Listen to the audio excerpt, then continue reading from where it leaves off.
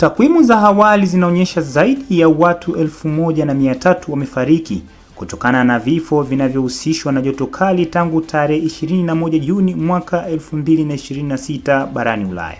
Nchini Ufaransa, mamlaka za afya zimeripoti takribani vifo vya zaidi ya watu 1000 vinavyohusishwa na wimbi hilo la joto, huku wengi waliofariki wakiwa na umri wa miaka 65 na kuendelea.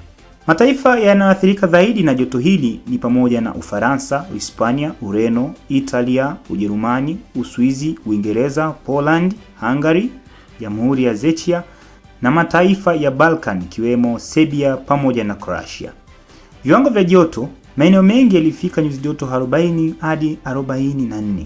Mji wa Paris ulivunja rekodi kwa takribani nyuzi joto 40.9.